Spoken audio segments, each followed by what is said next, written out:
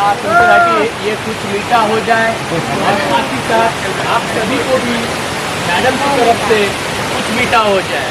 अजीब जगह पे हुआ करते आप मस्त छान जागी झाला.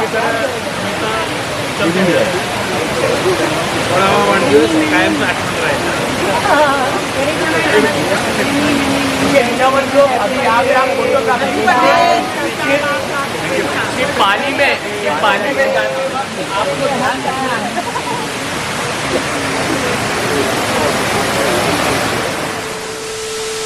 বাবা ইয়ার কি মারছি কিন্তু যতই হোক আমাদের মতন বাঙালি মেয়েরা ভালো করে একটু সংসার করবে, ওদের কি বলতো কোনো উচিত নেই। বন্ধুরা, আরও একটা ব্লগ নিয়ে আমি হাজির। নতুন ব্লগে আপনাদের স্বাগত জানাই।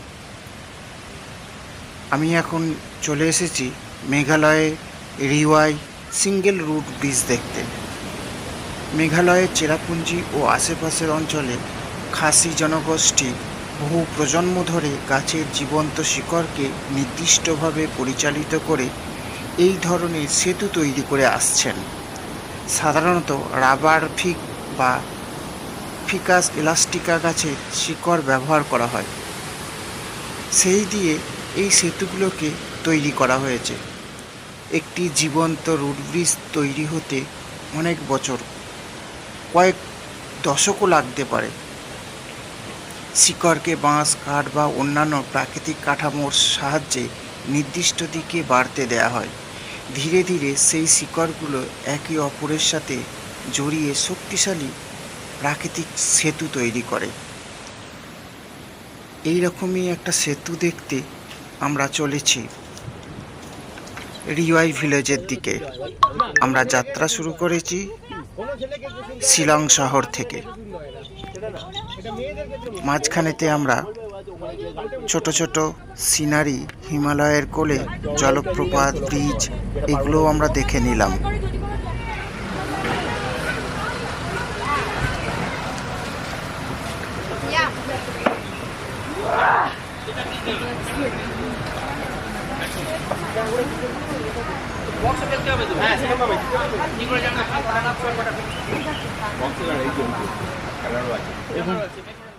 আমরা কিছুক্ষণ আগেই এই রিওয়াই ভিলেজে এসে পৌঁছালাম।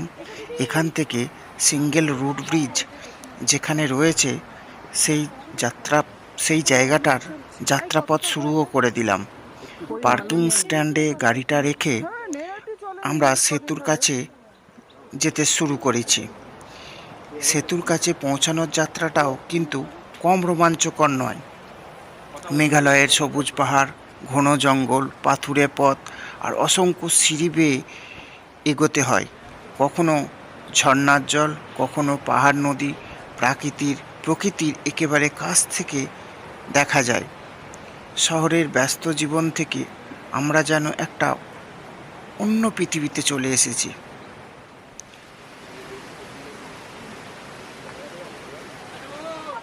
খাসি মানুষ প্রকৃতিকে জয় করার চেষ্টা করেননি, বরং প্রকৃতির শক্তিকে বুঝে তাদের নিজের প্রয়োজনের সঙ্গে মিলিয়ে নিয়েছেন। একটা গাছকে কেটে ফেলার বদলে তার জীবন্ত শিকড়কেই ব্যবহার করেছেন পথ তৈরি করার জন্য। এটাই হয়তো মেঘালয়ের লিভিং রুট ব্রিজের সবচেয়ে বড় শিক্ষা। প্রকৃতিকে ধ্বংস না করেও প্রকৃতির সঙ্গে মিলেমিশে উন্নয়ন করা সম্ভব। আজকের দিনে যখন কংক্রিটের শহর ক্রমশ প্রকৃতিকে গ্রাস করছে, তখন মেঘালয়ের এই জীবন্ত সেতুগুলো আমাদের মনে করিয়ে দেয় প্রকৃতি শুধু দেখার জিনিস নয়, প্রকৃতির সঙ্গে সহাবস্থান করাও সম্ভব। তাই মেঘালয় ভ্রমণে গেলে শুধু পাহাড়, মেঘ আর জলপ্রপাত দেখেই ফিরে আসবেন না। একবার এই লিভিং রুট ব্রিজের সামনে এসে দাঁড়িয়ে দেখুন, হয়তো তখন বুঝতে পারবেন কখনো কখনো সবচেয়ে অসাধারণ সেতু তৈরি হয় মানুষের হাতে নয়, মানুষের ধৈর্য আর প্রকৃতির শক্তির মিলনে। এমনই একটা উদাহরণের সামনে আমরা এসে হাজির হলাম। যখন নীরবে দূরে দাঁড়াই সে, যেখানে পথ বেঁকেছি, যখন নীরবে দূরে দাঁড়াই সে, যেখানে পথ বেঁকেছি, তোমার ছুটে যাওয়ার মুহূর্তরা, কি জানি কি আমি সে দিশাহারা, তোমার ছুটে যাওয়ার মুহূর্তরা, কি জানি কি আমি সে দিশাহারা, আমি ছুটে যাই সে গভীর, আমি ধেয়ে যাই কি নিবিড়, তুমি পরিচিত না ঝোঁকা, তোমার ছুটে যাওয়ার মুহূর্ত, কি জানি কি আমি সে দিশাহারা, যখন নীরবে দূরে দাঁড়াই সে, যেখানে পথ বেঁকেছি, যখন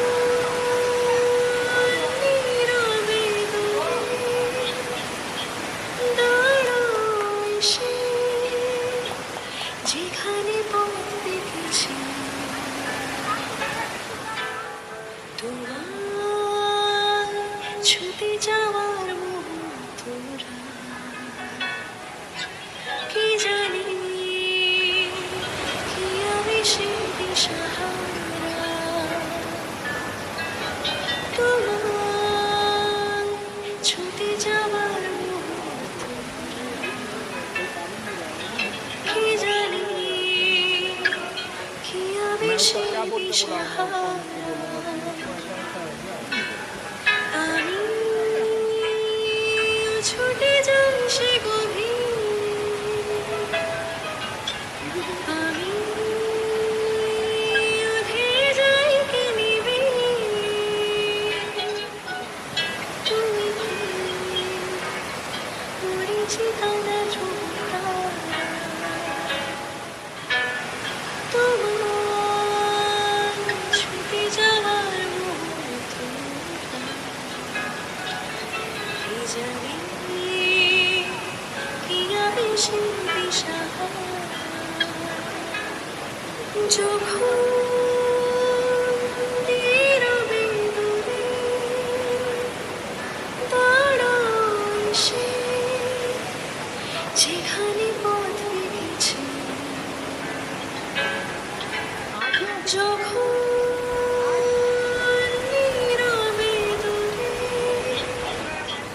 দাঁড়াই সে, যেখানে পথ বেঁকেছি, তোমার ছুটে যাওয়ার মুহূর্তরা,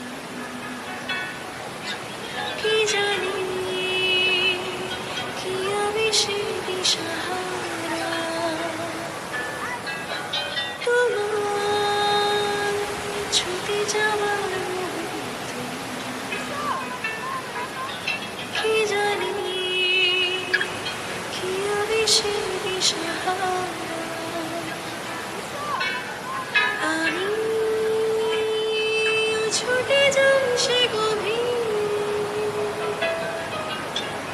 আমি ধেয়ে যাই কি নিবিড়, তুমি পরিচিত না ঝোঁকা, তো বন্ধুরা, যারা ডাবল ডেকার রুট ব্রিজ যেতে অসমর্থ হন তারা কিন্তু খুব অনায়াসেই এই রিওয়াই ভিলেজে সিঙ্গেল রুট ব্রিজটি দেখে যেতে পারেন। এটাও কিন্তু খুব খারাপ নয়। শারীরিক প্রতিবন্ধকতার কারণে অনেকেই কিন্তু ডাবল ডেকার রুট ব্রিজ যেতে পারেন না, তাদের জন্য এই রুট ব্রিজটি একদম আদর্শ এবং সুন্দরও বটে। এই ভিডিওটা এখানেই শেষ করলাম। দেখা হচ্ছে পরবর্তী ভিডিওতে খুব শীঘ্রই। যেখানে